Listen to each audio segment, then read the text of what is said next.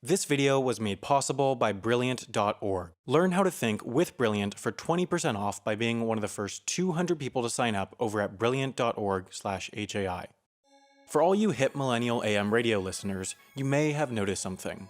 A lot of AM radio stations shut down at night, and a lot of other ones can be heard from further away, and there's a good reason for that. AM radio waves travel further at night. Now here's some science talk. You might actually have to learn something this episode. Broadcast radio is essentially split into two types, AM and FM.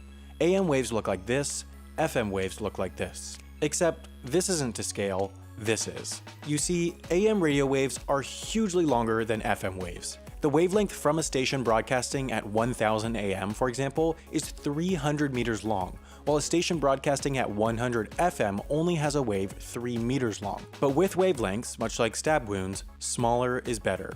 At least in some ways. You see, the station 1000 AM broadcasts at 1000 kHz, which translates to 1 million Hz, which means that the wave oscillates 1 million times per second. But the station 100 FM broadcasts at 100 MHz, which translates to 100 million oscillations per second. I won't go too deep into the science of this because I want views, but essentially at the higher frequencies, FM radio transmits in a way that is higher quality. So that brings us to nighttime.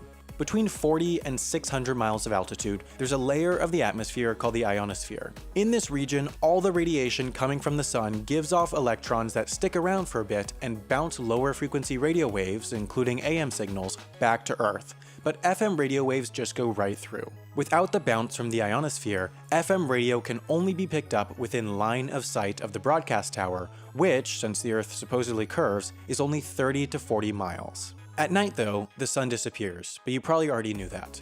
Without the sun, there's less radiation giving off electrons, so some of the ionosphere disappears, but not all of it. Above 100 miles, the ionosphere remains and it keeps bouncing the radio signals back to Earth, but since the bounce happens higher up, the signal gets back down to Earth further away. This is why AM radio has a significantly longer range at night. The difference is so significant that an AM radio station in New York with a transmission distance of about 100 miles during the day could, in the right conditions, potentially be picked up by a skilled operator in Europe at night.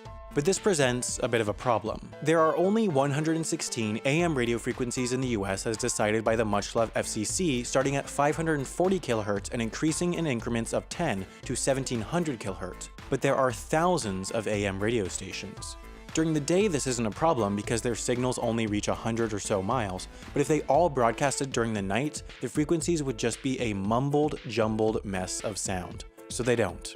Certain frequencies are given clear channel status, which allows some large stations to broadcast their signal at full power all the time. But those transmitting on the same frequencies during the day are required to shut down or reduce power overnight. For example, on 1000 AM in the US, there are two clear channel stations, KOMO in Seattle, Washington, and KMVP in Chicago, Illinois.